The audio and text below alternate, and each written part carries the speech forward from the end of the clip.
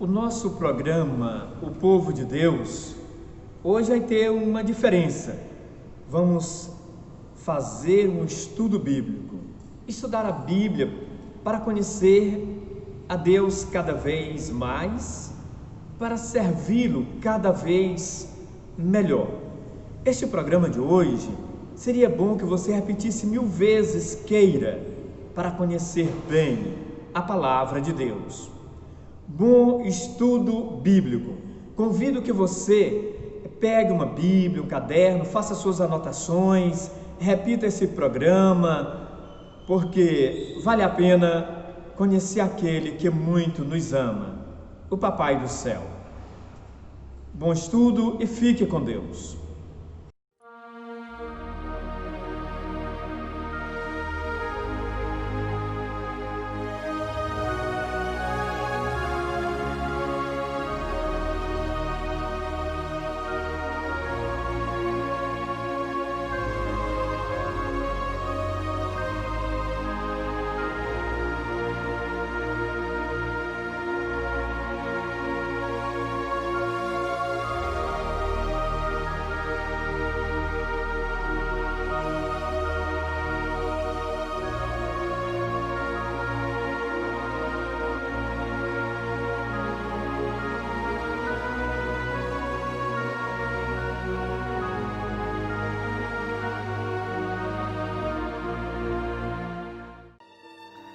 Hoje, dia 15 de setembro, dia de Nossa Senhora das Dores.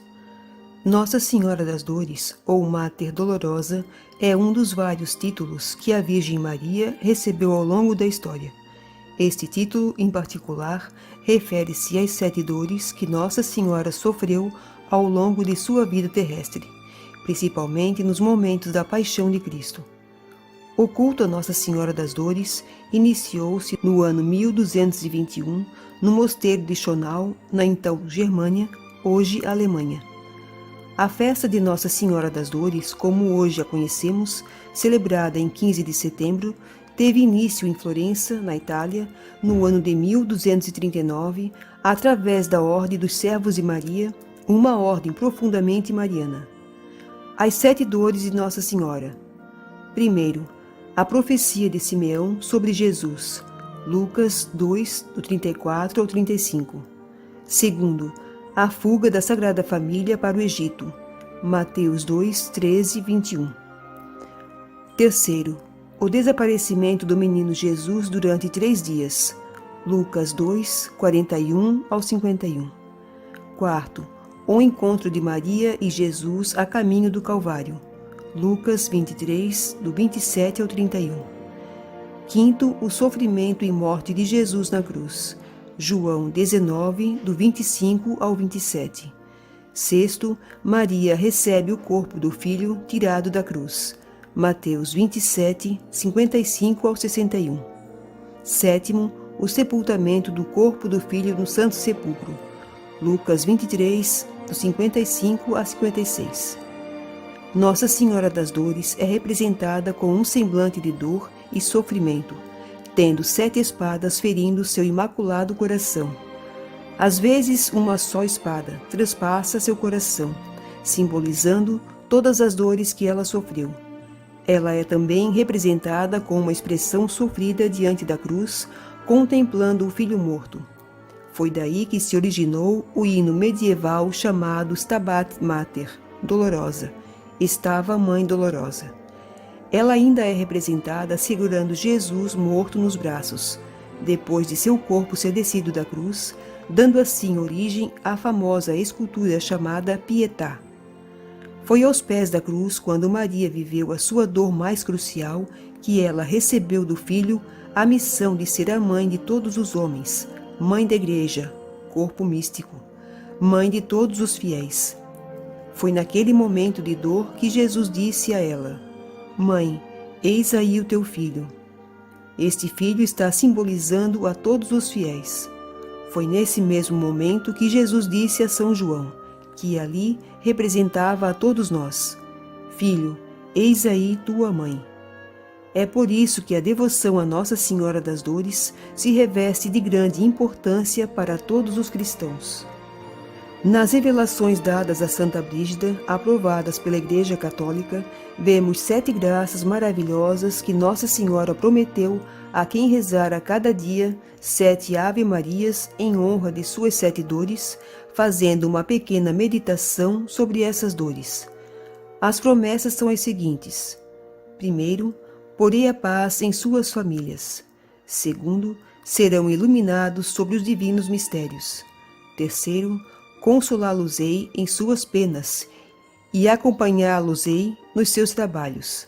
Quarto, conceder-lhes-ei tudo o que me pedirem, contanto que não se oponha à vontade de meu adorável Divino Filho e à santificação de suas almas.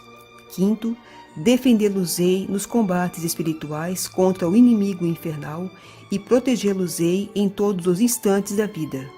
Sexto, assistir-lhes-ei visivelmente no momento da morte e verão o rosto de sua Mãe Santíssima.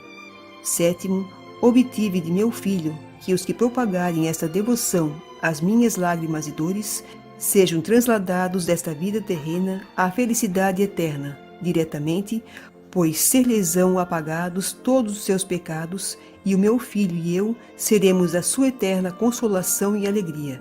Santo Afonso Maria de Ligório recebeu revelações em que Nosso Senhor Jesus Cristo prometeu aos devotos de Nossa Senhora das Dores as seguintes graças. Primeiro, que aquele devoto que invocar a Divina Mãe pelos merecimentos de suas dores, merecerá fazer antes de sua morte verdadeira penitência de todos os seus pecados. Segundo, Nosso Senhor Jesus Cristo imprimirá nos seus corações a memória de sua paixão, dando-lhes depois um competente prêmio no céu. Terceiro, Jesus Cristo guardá-los-á em todas as tribulações em que se acharem, especialmente na hora da morte. Quarto, por fim, os deixará nas mãos de sua mãe, para que dela disponha a seu agrado, e lhes obtenha todos e quaisquer favores.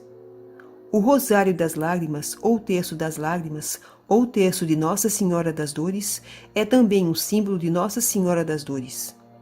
Ele tem 49 contas brancas divididas em 7 partes de 7 contas cada.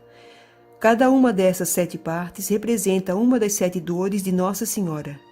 Contempla-se uma dor de Maria e reza-se um Pai Nosso e 7 Ave-Marias. Ó Deus, em cuja paixão, segundo a profecia de Simeão, uma espada de dor transpassou a alma docíssima da gloriosa Virgem Maria, vossa Mãe, concedei-nos propício que recolhamos os felizes frutos da vossa paixão. Vós que viveis e reinais por todos os séculos dos séculos. Amém. Ó Santa Mãe da Dor, gravai no meu coração as chagas do Redentor. Amém. Então, vamos olhar agora para o Evangelho de Mateus, na sua organização mesmo, né? A expulsão do judaísmo colocou em crise essas comunidades que nós chamamos de judeus cristãs, judeu-cristã. Elas se sentiam, né, rechaçadas, né, expulsas pelos irmãos na fé. E é dentro desse conflito de identidade que nasce o Evangelho de Mateus para reafirmar a certeza básica da fé. Qual é? Jesus de Nazaré é, de fato, o Emanuel, o Messias de Deus. Então, o Evangelho de Mateus quer escrever, em primeiro lugar, isso, né? Para reafirmar. Eles já sabem que Jesus, obviamente, é Deus. E Mateus, então, vai reforçar. Então, essa certeza permitia afirmar que em Jesus, Deus estava com a comunidade até o final dos tempos. E Deus está conosco. Vocês vão observar que, vamos olhar lá no finalzinho do capítulo do Evangelho de Mateus. Mateus, capítulo 28. Vejam que o Emanuel, Deus conosco, é apresentado logo no capítulo 1, viu? Na anunciação do anjo Gabriel a José em sonho, olha, eis que a Virgem conceberá e dará à luz um filho, e o chamarão com o nome de Emanuel, o que traduzido significa Deus está conosco. Eu li capítulo 1, versículo 23. Aí o finalzinho do Evangelho. No domingo passado, no capítulo 18, Jesus diz, 18, 20, viu? Onde 2 ou 3 estiverem reunidos em meu nome, eu estarei no meio deles. Então, Deus conosco. E no final do Evangelho, versículo 20, e ensinando-as a observar, quer dizer, depois de batizar em nome do Pai, do Filho e do Espírito Santo todas as nações, ensinando-as a observar tudo quanto vos ordenei. E eis que eu estou convosco todos os dias até a consumação dos séculos. Então, aqui já se apresenta aqui um propósito do Evangelho. O Deus, Jesus, é o Deus conosco. Anunciado aqui pelo anjo Gabriel a José, e com suas próprias palavras, né, ressuscitado, eis que estou convosco todos os dias. Então, Mateus escreve o seu Evangelho para reafirmar, em primeiro lugar, essa certeza fundamental da fé. Jesus de Nazaré, quer dizer, aquele homem lá que nasceu em Belém, que cresceu em Nazaré, é, de fato, o Deus conosco, o Messias de Deus. Então, o Evangelho foi escrito para as comunidades judaico-cristãs dispersas entre a Galileia e a Síria, né? Aqueles povos ali, né? Mais para o norte. E alguns pensam que a redação final se deu, né, do Evangelho, na grande cidade de Antioquia, que era a capital da província da Síria, quer dizer, lá mesmo no estrangeiro. Neste Evangelho, as comunidades judaico-cristãs encontraram uma fonte de consolo. Então, isso aqui é importante. O Evangelho da consolação para o momento presente. Quer dizer, uma nova maneira de entender o passado e uma prática que abria caminho para o futuro com Deus. Então, essas três coisas, né? Encontraram uma fonte de consolo para a grave crise de identidade que viviam, para as divisões causadas pela expulsão. Encontraram uma nova maneira de entender o passado, quer dizer, de reler, né, a sua história e todo o passado de Israel. E também uma prática, quer dizer, uma nova justiça que abria para um caminho futuro com Deus. Nesse sentido, o Evangelho de Mateus, ele é... 3 pontos aqui para a gente concluir. Ele é um evangelho de consolação, é um evangelho de revelação e é um evangelho que pede uma nova prática. Então, guarde bem isso. Um evangelho de consolação, é um evangelho de revelação e um evangelho que pede uma nova prática. Bem, quando eu digo de consolação, o que significa isso, né? Era comunidades que passavam por momentos difíceis, e assim, né, a gente precisa de consolo quando a gente atravessa uma crise. É muito comum, por exemplo, no caso de morte, ou algo que se equivale, né? Os amigos se fazem presentes para consolar, né, com sua presença, com seu choro, né, solidário, consolar. E essas comunidades estavam passando pelo drama da expulsão das sinagogas e da perseguição por parte dos seus irmãos na fé. E aí, perseguição, né, desculpa se eu trago isso, mas a gente encontra quando alguém dentro da própria família se converte a uma outra confissão religiosa, cristã, às vezes há dentro de casa essa perseguição mesmo, né? O católico está errado, porque tem imagem, porque tal, então, essa acusação de condenação. Então, quem vive isso compreende um pouco, né, o que as comunidades de Mateus passaram.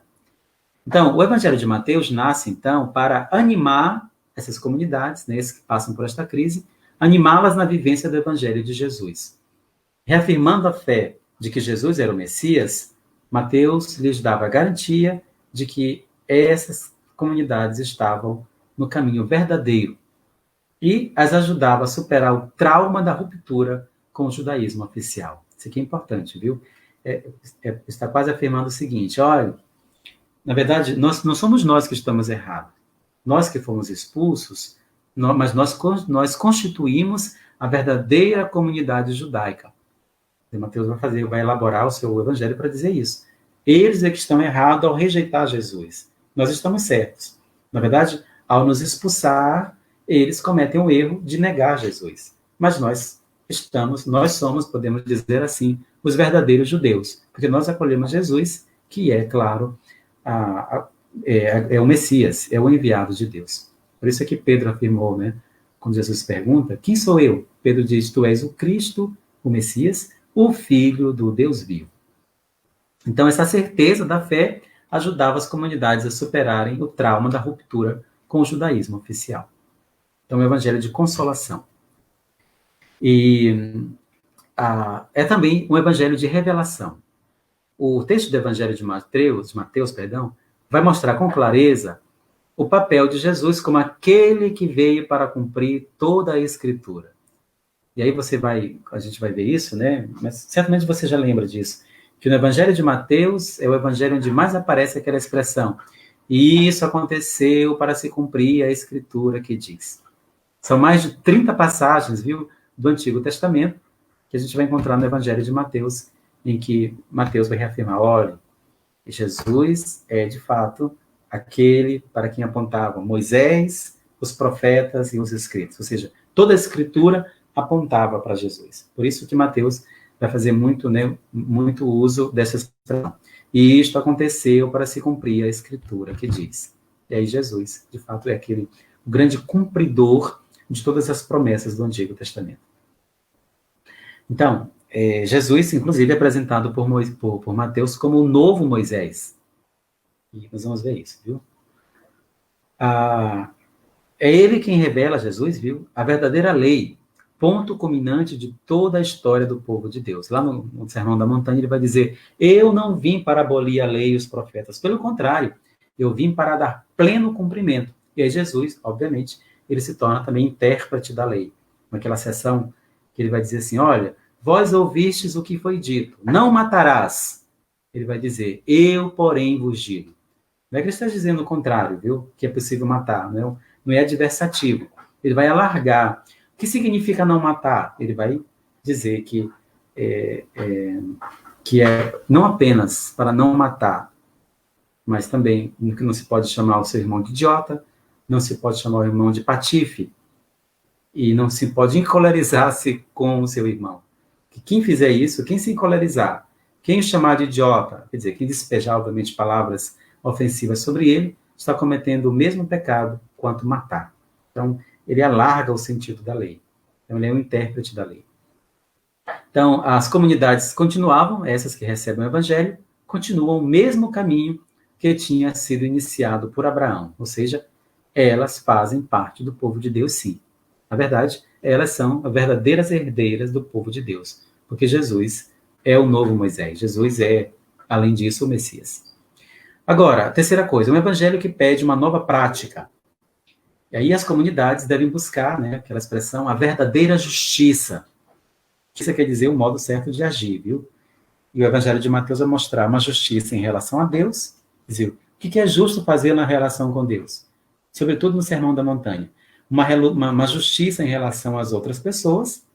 Então, haverá coisas que se deve agir, quer dizer, como a gente deve proceder, e as situações em que a gente deve reagir. Como é que eu vou reagir quando alguém agir de tal forma comigo? Então, uma nova prática em relação a Deus, em relação ao próximo, naquilo que eu faço e no como eu reajo. Então, é um modo certo, segundo Jesus, de você proceder. Mas também uma justiça em relação às coisas, em relação ao mundo, o que inclui, claro, os bens, a riqueza. Então, uma justiça que vem de Deus e que deve ser maior que a justiça praticada pelos fariseus. E aí é que Jesus vai apresentar, né, aquele texto que é solene, que é clássico, com o qual todos os anos nós iniciamos a quaresma. A prática do jejum, da oração e da esmola. Com uma motivação diferente.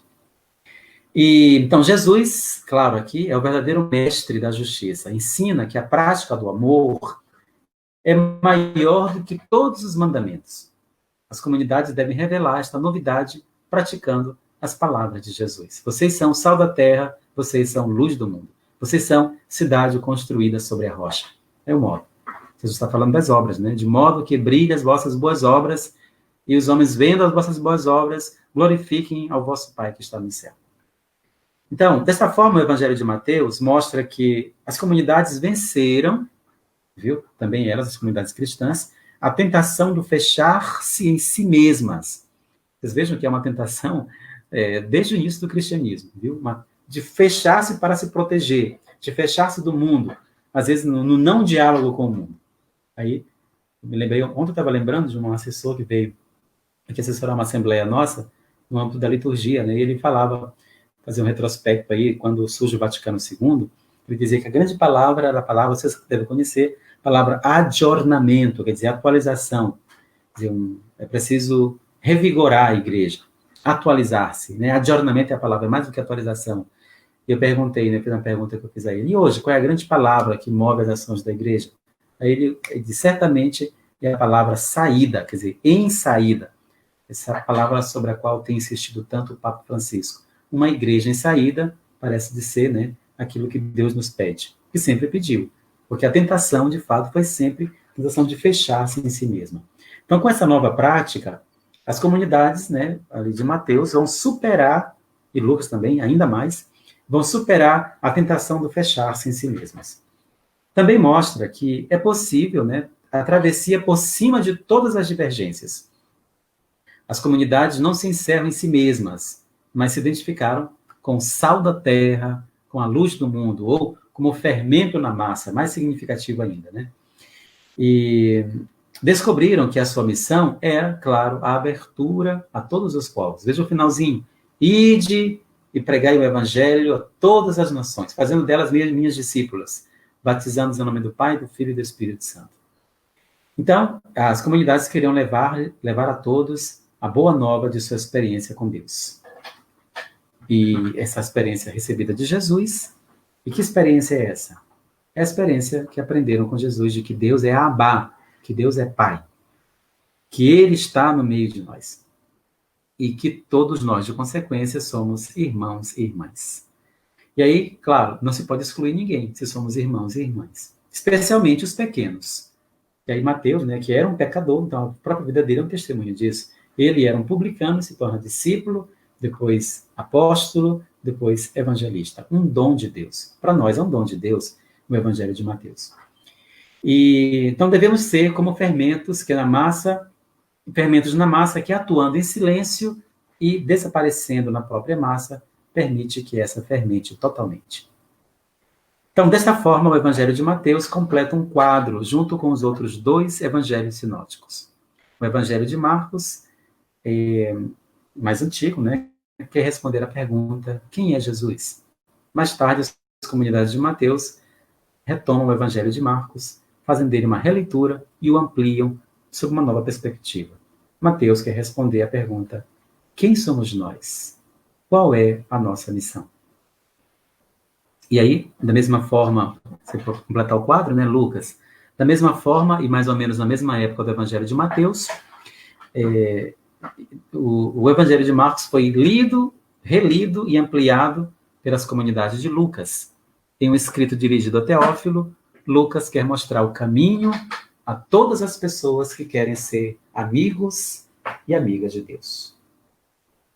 Pronto, 20 horas e 50 minutos, o nosso próximo encontro, aí nós vamos tratar, viu, daquele texto que eu pedi para lerem, a gente vai entrar mesmo no Evangelho. Então, a gente vai olhar a estrutura do Evangelho, olhar os vários discursos e as sessões narrativas, e aí a gente aborda aquela, fazendo a pergunta, né, o que fazem aquelas mulheres ali na genealogia do Evangelho de Mateus.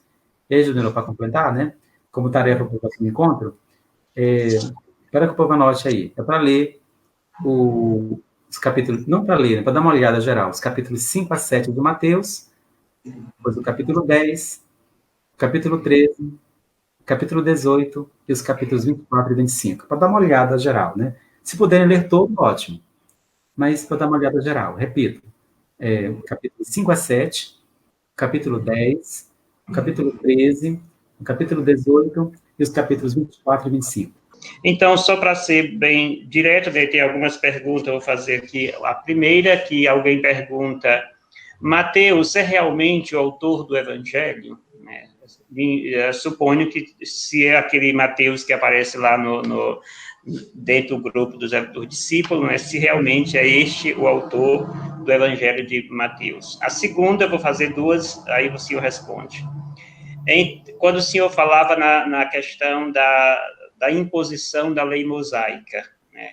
Então, nesse momento em que se impõe a lei mosaica, a comunidade se deixa de viver em comunidade, há um rompimento nesse momento em que se impõe a lei mosaica. E termino com a terceira, depois faço as outras. Mateus escreve para a comunidade judaica ou não? 3 perguntas, depois eu faço as outras. Muito bem. Então, a questão da autoria, normalmente eu não trato muito, porque ela é importante até certo ponto, né? Os autores antigos não tinham cuidado, quer dizer, não tinham preocupação, na verdade, de assinar as suas obras, né? Então, essa é uma preocupação realmente mais recente. Hoje, de fato, se escreve 3 palavras, ó, eu sou o autor, ninguém usa porque eu sou o autor, etc. Mas eu vejo, não sou eu que digo isso somente, né? Os grandes autores dizem isso, que os evangelistas, eles são verdadeiros ministros, servidores da palavra. Então, eles não assinavam as suas obras. Então, Paulo algumas vezes diz, olha, isso aqui eu assino do meu próprio punho, etc. Né? Mas aí ele tinha outra finalidade, não era para aparecer, não. Então, essa exigência de assinar a autoria de alguma coisa é mais moderna. A tradição, viu, atribui a Mateus este evangelho. Agora, para ser direto na resposta, provavelmente, claro, não foi Mateus que escreveu. Só pela data do evangelho, 85 depois de Cristo, então você já vê que Mateus já morreu nessa época, certamente, né? Porque, a menos que ele tivesse sido ali chamado por Jesus desde criancinha, e não foi, né? Ele já era um homem. E ali, né? Um homem já grande, no sentido adulto, que tinha uma profissão. Então, agora, o que se costuma dizer assim, que as comunidades pelas quais circulou Mateus, então, Mateus deve ser ali o pregador de um grupo de pessoas, né, que recolhe os seus ensinamentos e põe por escrito. Isso vale, inclusive, não só para Mateus, né, para muitos dos escritos do Novo Testamento. Normalmente se fala de uma escola, né, uma escola mateana, uma escola, um grupo de pessoas ligada a Mateus, né, que recebe o seu ensinamento, que recolhe o seu testemunho e põe aí por escrito, certamente, viu? Então, é menos provável, né, que Mateus, o discípulo que se tornou apóstolo, tenha também escrito o evangelho. É mais provável que ele tenha catequizado a comunidade e essa põe por escrito ali aquilo que ele deixou. E ligado a isso, para quem que ele escreve? Ele escreve sim, o grande público de Mateus são as comunidades judaicas, certamente, né? Mas também com abertura para outros. Quando a gente fala aqui que as pessoas da Síria, a Síria não são judeus, né? Mas, de algum modo, a gente vai ter um episódio aí que é muito bonito, que a mulher sírio-fenícia, quer dizer, uma estrangeira, que vai até Jesus para ser curada e Jesus a cura. Então, mas o grande público-alvo do Evangelho de Mateus são certamente as comunidades judaicas. A genealogia, que a gente vai falar no próximo encontro, é uma prova disso, viu? Então, Mateus escreve para judeus, mas não judeus fechados, judeus abertos para outras pessoas, com certeza. A outra pergunta era sobre imposição da lei de Moisés, se deixa de viver como comunidade de comunidades. Eu confesso que eu não entendi muito bem a pergunta, mas quando ele fala da imposição da lei de Moisés, é em termos mais oficiais mesmo, né? Porque o judaísmo, ele já dizia, essa linguagem de comunidade de comunidades, ela é mais, a gente conhece mais pelo cristianismo mesmo, né? As primeiras comunidades ali, que tem um ideal, etc., que ao longo do tempo se desenvolve, que hoje a igreja quer buscar como, de fato, a saída para a nossa igreja. Mas a comunidade judaica, diria assim, tinha o grande templo, claro, mas o templo era para as grandes liturgias, para as grandes solenidades, pelo menos, né, ali 2, 4 vezes ao ano. Mas, no geral, as pessoas viviam, cada comunidade, né, cada povoado, tinha a sua sinagoga, mais ou menos como as nossas comunidades, né, que cada comunidade tem a sua capela, onde se reúne normalmente ali para as suas liturgias, e horário onde é possível ter missa, também para a missa. Mas, se não, é assim. Quando a gente fala, então, de imposição da lei de Moisés, os fariseus, no sentido, eles se fecham. Eles deixam, né, porque era uma coisa bonita. A sinagoga, ela acolhia judeus que simpatizam com Cristo. São pessoas que vêm do mundo grego, do mundo helênico, mas que simpatizam, não são convertidos, mas que simpatizam com o judaísmo. Então, eles podem frequentar. Então, é uma comunidade aberta, que acolhe muitas pessoas e muitas formas de pensar. Quando eles dizem assim, a parte com medo, né, de se perderem, porque o medo deles, viu, era perder a identidade. É um risco sempre muito presente, viu, Padre Judenor? Muito presente. Né? Ainda hoje a igreja, muitos grupos, por medo de perder a sua identidade, se fecham e não, nós vamos seguir esse padrão aqui e se fecha para tudo aquilo que não é aquela forma de pensar. Muitas comunidades novas surgem assim. Isso não estou dizendo que eu concordo ou não concordo, isso é um fato. Então, as comunidades se fecham em si mesmas. Posso, inclusive, dar um exemplo. Aqui dentro da minha paróquia, a paróquia que eu sou pároco, tem uma comunidade, uma das novas comunidades, mas eles têm tudo lá. Tem o padre que celebra a missa para eles adquiriram o direito de fazer batismo lá, e o direito de fazer casamento lá, então se fecharam totalmente. É uma comunidade dentro do limite paroquial, mas que não dialoga com ninguém, né, assim, oficialmente. Então, é um pouco mais ou menos isso que o judaísmo quis fazer, né? Quem não professa a lei de Moisés, fora. É nesse sentido que eu diria que é a imposição da lei de Moisés. Certo, padre.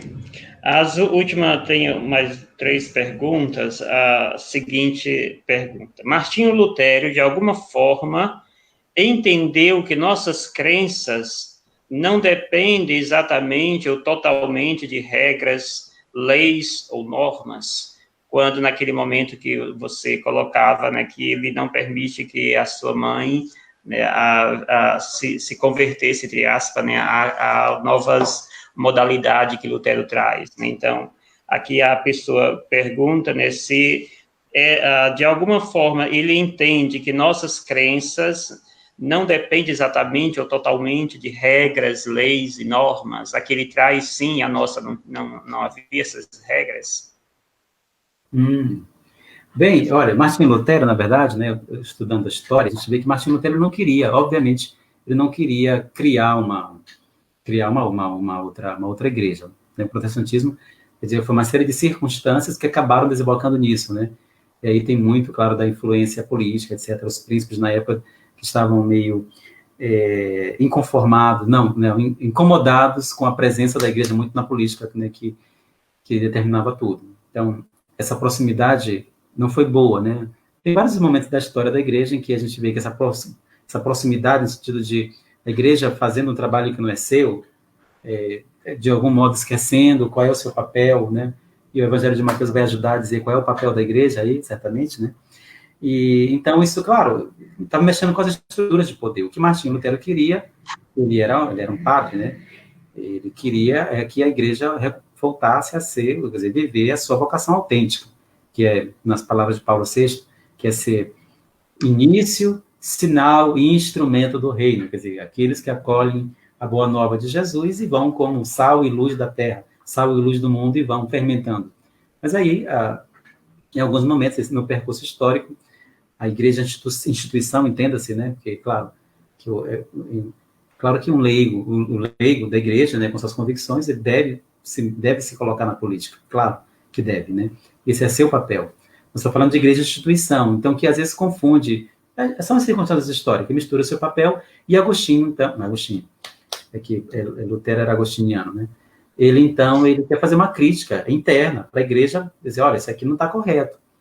Então, é claro que todo o conjunto de crenças, né, quer dizer, a fé católica, ele tem presente.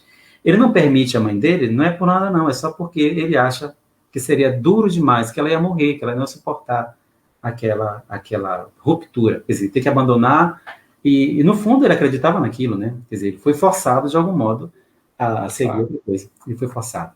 Então, não vamos pensar em Lutero, que Lutero pensava como pensam alguns grupos religiosos que se dizem protestantes hoje. Absolutamente. Tanto é que a igreja luterana ela é muito próxima da igreja católica, mas muito, muito, muito, assim, o que separa é um fiozinho. A igreja luterana tem uma caminhada, quer dizer, sempre foi muito próxima da igreja católica. Mas aí, naquele momento, Lutero, que teve que romper mesmo, né? Ele não permitiu que a sua mãe rompesse. Primeiro porque ele acreditava naquilo, e depois porque ele acreditava na igreja católica, né? E depois porque para a mãe dele seria demais. Isso. Então, só para terminar, 2 perguntas. A primeira, quais semelhanças e diferenças entre os 4 evangelhos? As semelhanças e as diferenças entre os 4 evangelhos.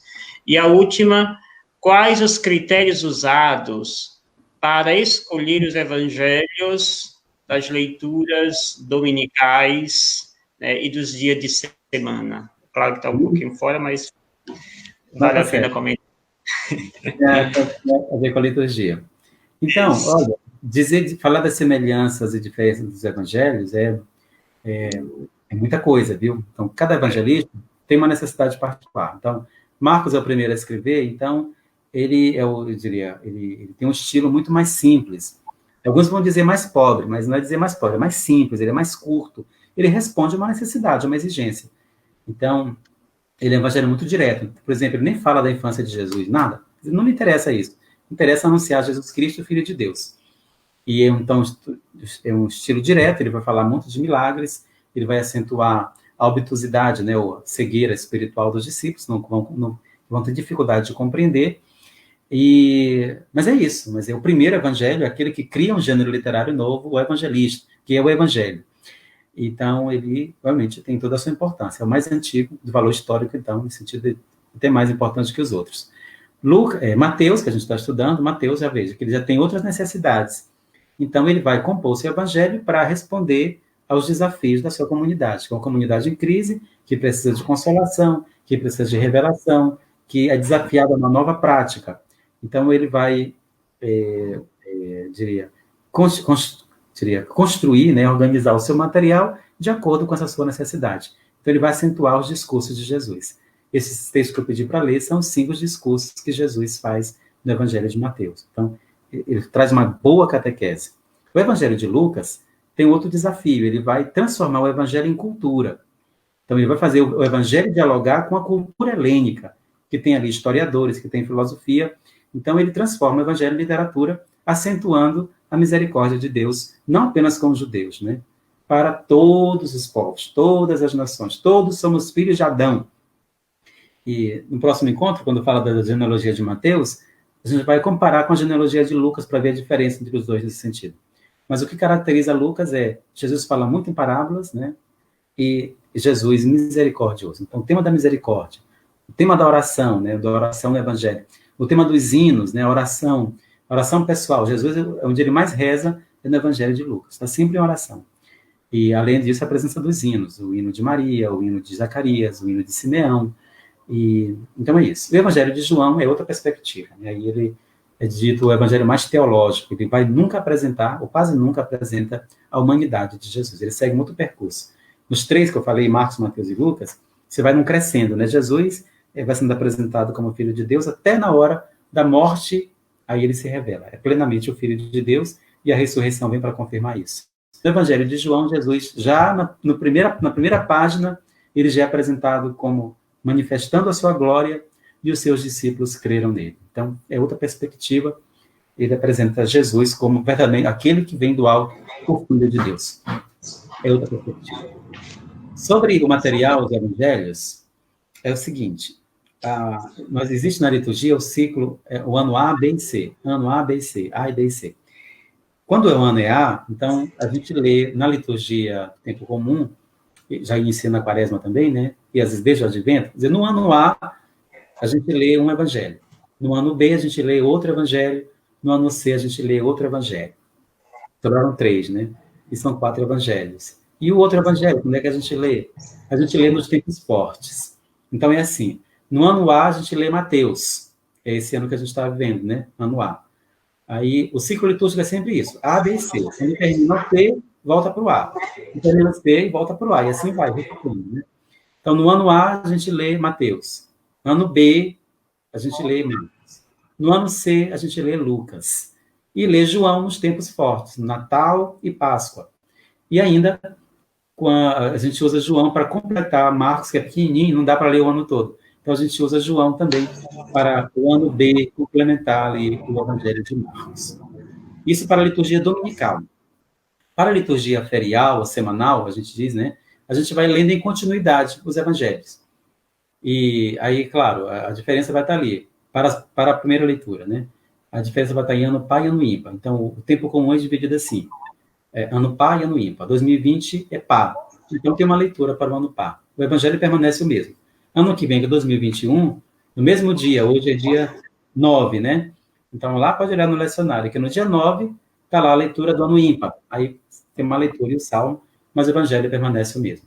Então, no tempo litúrgico, diria, para os dias de semana, ou missas feriadas, a gente lê os evangelhos em continuação. Acaba um, lê outro, assim vai embora. O ano todo se completa assim. Dito de forma abreviada, é isso, Padre Leonardo.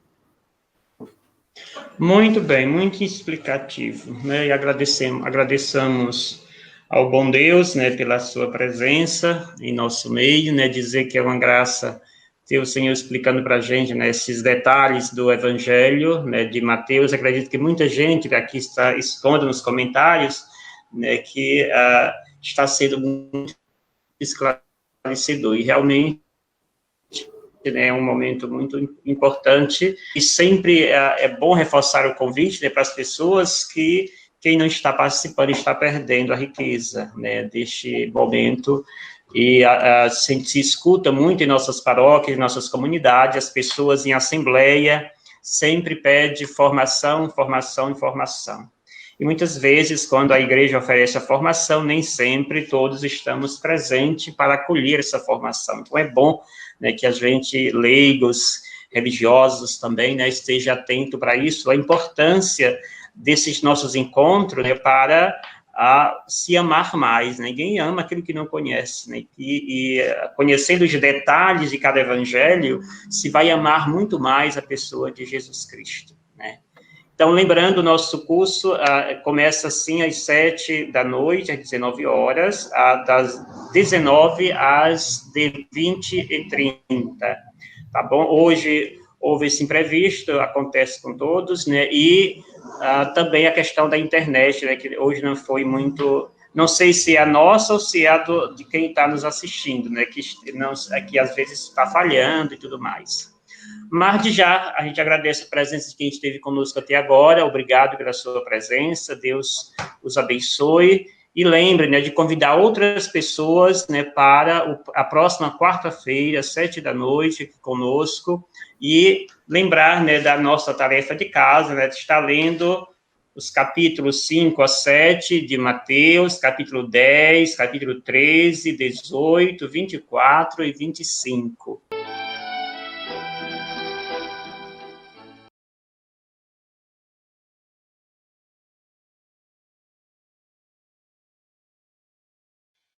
Neste domingo, dia 13 de setembro, a Igreja no Brasil e no mundo dá início às coletas solidárias, tão importantes para a manutenção da ação pastoral da Igreja.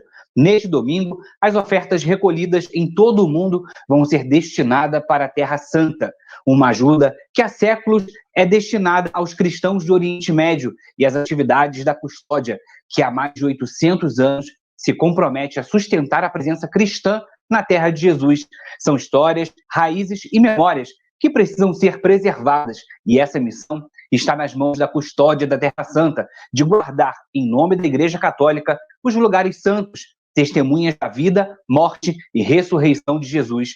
Além disso, a custódia também cuida da educação, do crescimento de novas gerações, atividades diárias que se concretizam nas 15 escolas que dirige em 5 países, frequentadas por 11 mil alunos e mais de 1.000 professores. As escolas são instrumentos fundamentais para garantir à população local a possibilidade de acesso à formação cristã, de outra forma impossível de se encontrar naquela terra.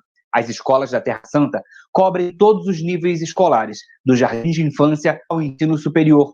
É importante ressaltar que a custódia da Terra Santa guarda os lugares santos. São 80 os santuários presentes nas atuais fronteiras de Israel, Palestina, Jordânia e Síria. A coleta para os lugares santos foi escolhida para ser neste dia 13 de setembro, porque é o domingo mais próximo da festa da exaltação da Santa Cruz, que é celebrada em Jerusalém com solenidade, para recordar até que ponto chegou o amor do Filho de Deus por nós, que deu a vida na cruz pela nossa salvação. Normalmente, essa coleta é realizada na Sexta-feira Santa, mas por causa da pandemia da Covid-19, precisou ser adiada para este segundo semestre. Até dezembro, a Igreja vai realizar outras coletas, como a do Óbolo de São Pedro e a campanha da evangelização da CNBB. Mais informações no cnbb.org.br.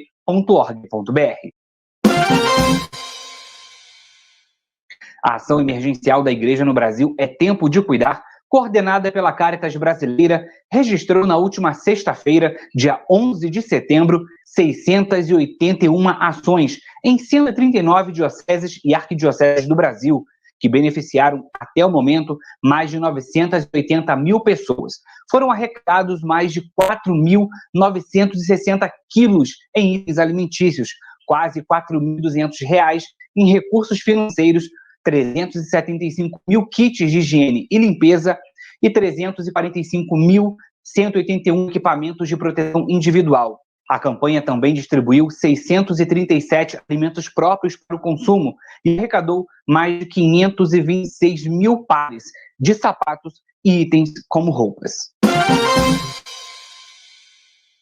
mais de 1.500 educadores de todo o país participaram virtualmente nesta sexta e sábado, dias 11 e 12 de setembro, do 20º Encontro Nacional da Pastoral da Educação, que teve como tema Igreja em Saída, a Pastoral da Educação na Escola Pública, inspirado na convocação missionária do Papa Francisco e na realização do Pacto Educativo Global. O encontro propôs uma ação mais efetiva da Pastoral da Educação nas escolas públicas. O assessor do setor Educação da Comissão Episcopal Pastoral para a Cultura e Educação da CNBB, Padre Júlio César Rezende, disse que a partilha dos participantes contribuiu para construir um caminho para a presença da igreja junto às escolas públicas. A educação pública no Brasil ainda é um desafio, ainda mais depois da pandemia da Covid-19, que suspendeu as aulas presenciais e o conteúdo precisou ser oferecido pela internet. Uma realidade que mostrou ainda mais a desigualdade e a dificuldade que famílias de baixa renda e ou aquelas que vivem em regiões onde o sinal não chega, vivenciam diariamente para ter acesso à internet.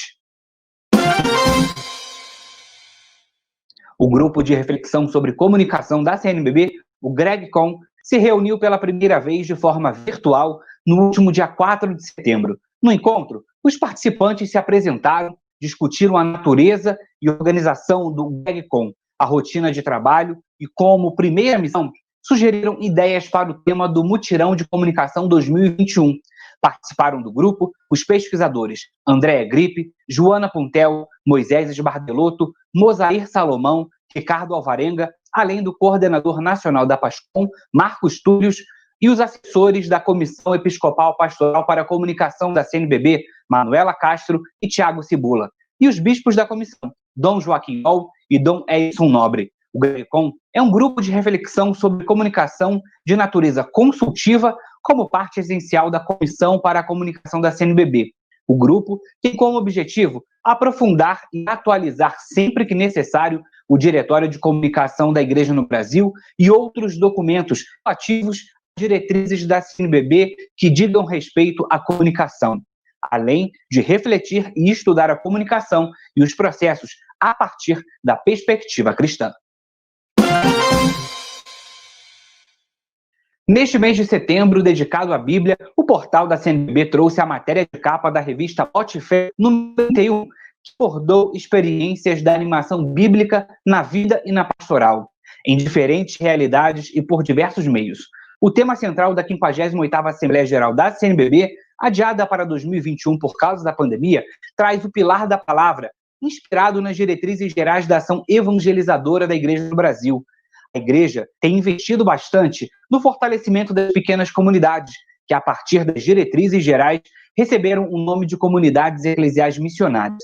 Para formar esses grupos, as diretrizes gerais apontam como uma das atitudes a iluminação da vida com a palavra de Deus, um dos 4 pilares da figura da comunidade, casa proposta no documento 110 da CNBB. A palavra de Deus é apresentada como primeira condição para que se concretize a proposta missionária da Igreja no Brasil, uma igreja em saída que leva a palavra de Deus, na busca por reafirmar a importância da Bíblia e encontrar meios para alcançar esta proposta de gerar comunidades e discípulos missionários, é que os bispos do Brasil vão se debruçar sobre a animação bíblica da vida e da pastoral durante a Assembleia Geral da CNBB em 2021.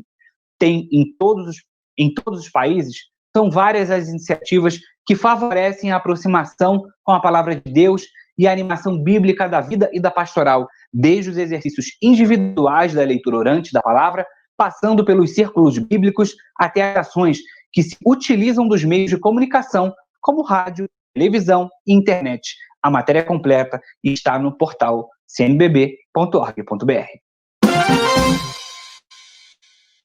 Confira também no portal da CNBB. Congresso Eucarístico abriu ano jubilar em Rio Grande e contou com bispos do Rio Grande do Sul.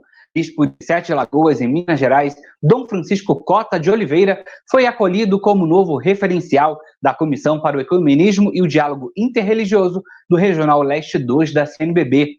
Caritas Diocesana de Pesqueira implanta cisternas e sistemas de bioáguas em escolas rurais de Pernambuco.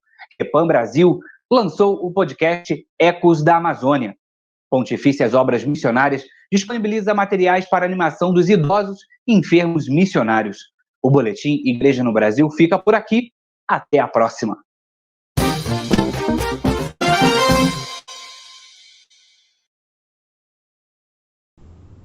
Terminamos nosso estudo bíblico. Reveja novamente, vê o que ficou na mente e no coração. Nós vamos continuar aqui no programa O Povo de Deus com estes estudos.